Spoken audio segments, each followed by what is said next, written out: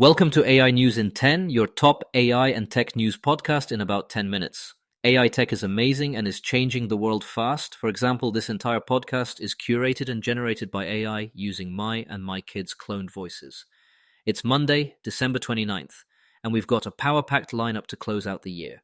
Today, SoftBank is reportedly on the verge of buying DigitalBridge, the data center investor behind Vantage, Zio, Switch, and Atlas Edge, signaling an even bigger bet on AI infrastructure. Nvidia is aiming to send H200 chips to China by mid-February, as ByteDance lines up a reported $23 billion of AI infrastructure spending for 2026. In the US, the FCC's new ban on importing many foreign-made drones, including DJI, kicks in, reshaping the drone and inspection ecosystem. We'll also talk about Zoox's latest recall over an automated driving software bug, and fresh federal research on modernizing safety rules. And we'll wrap with Senator Bernie Sanders' call to pause new AI data centers, which could set the tone for 2026's policy fights. Sources include Reuters, Bloomberg, The Verge, the National Highway Traffic Safety Administration, and The Guardian.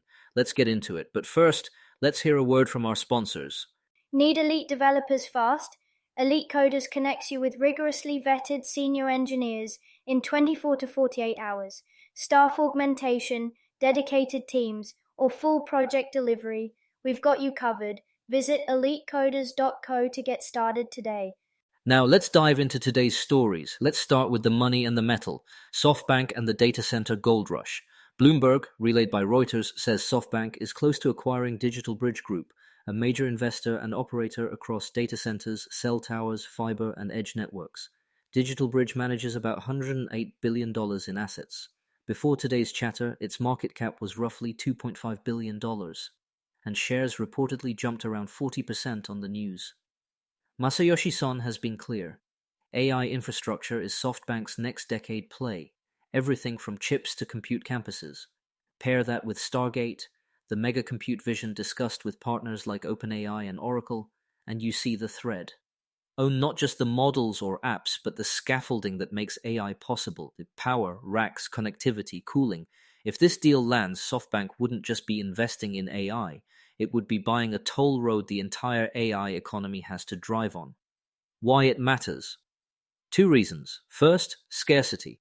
All through 2025, the gating factor for AI wasn't imagination, it was watts and warehouse space.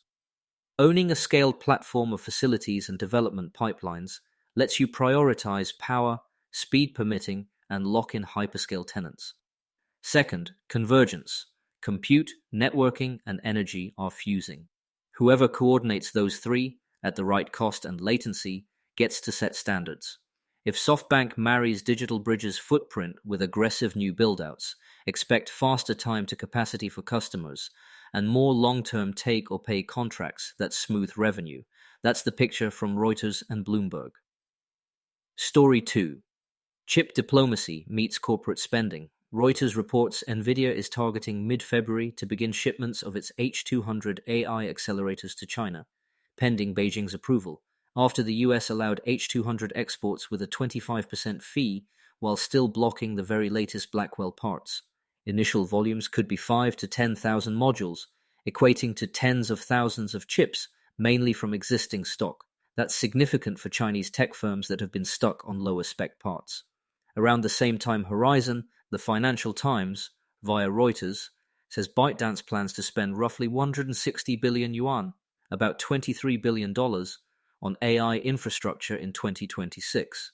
Strategically, H200 access, even with a tariff, helps US chip makers maintain a presence in the world's second-largest AI market without handing over their very top-end IP.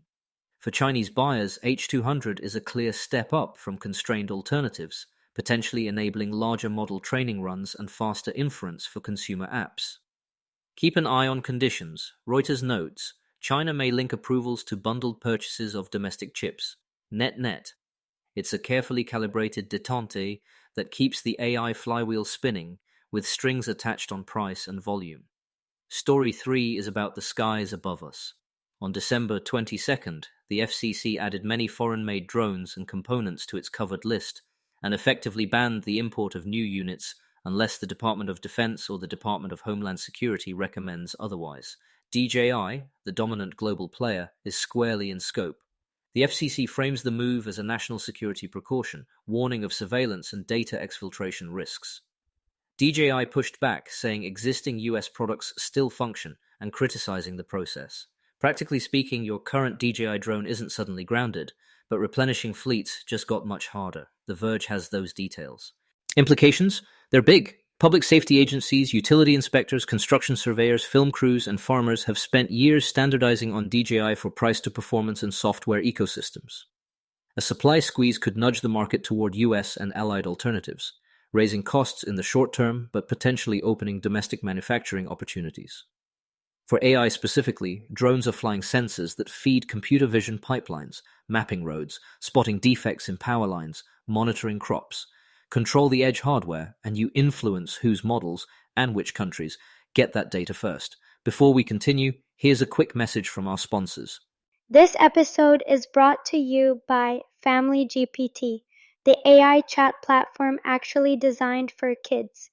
If your children are curious about ChatGPT, but you're worried about what they might see, Family GPT gives you full parental controls, content filtering, and the ability to align responses with your family's values, whether Christian, Muslim, Jewish, secular, and many more. Monitor every conversation, set usage limits, and let your kids explore AI safely. No ads, no data selling, complete privacy. Sign up free at familygpt.chat. That's FAMILYGPT.chat. All right, let's get back to it. On to autonomy and safety. Amazon Zoox is recalling 332 vehicles over an automated driving software issue that, in certain situations near intersections, could misjudge the yellow center line and stop in the path of oncoming traffic. Obviously a bad combination. Zoox pushed a software fix over the air similar to a May recall affecting 270 vehicles tied to pedestrian tracking behavior after a crash in San Francisco. The National Highway Traffic Safety Administration, NHTSA, says the earlier probe was closed. Together, these updates show how quickly both regulators and developers now iterate, according to Reuters. Zooming out, earlier this month, NHTSA published the fourth and final volume of a multi-year research set on how to modernize federal motor vehicle safety standards for vehicles with automated driving systems, basically how to fit 20th century rules to 21st century robotics. The research digs into dozens of standards, from braking and stability control to crashworthiness in unconventional seating configurations, and flags where testing methods or definitions don't map cleanly to vehicles with no human driver. The subtext is clear: expect more rulemaking in 2026 and a continued shift away from blanket reporting orders toward risk-based, tech-specific oversight. Translation: progress, with a hard emphasis on measurable safety. Finally, the politics of power, literally. On Sunday, Senator Bernie Sanders told CNN that AI is the most consequential technology in the history of humanity, and said he wants a moratorium on building new data centers while the country weighs the economic, social, and environmental costs. He flagged job displacement risks and called out rising electricity demand from AI campuses. From a different angle, Republican Senator Katie Britt has pushed legislation aimed at protecting minors from harmful interactions with AI companions. Two very different worldviews, converging on the idea that the status quo needs guardrails, as reported by The Guardian. You're going to hear a lot more of this in January. Communities will wrestle with whether the tax base and jobs from a 300-megawatt campus offset higher local power prices, water use for cooling, and grid upgrades. Nationwide, studies and industry trackers say data center electricity demand surged in 2025 and is on pace to keep growing sharply into the decade, with AI-optimized servers taking a larger slice each year.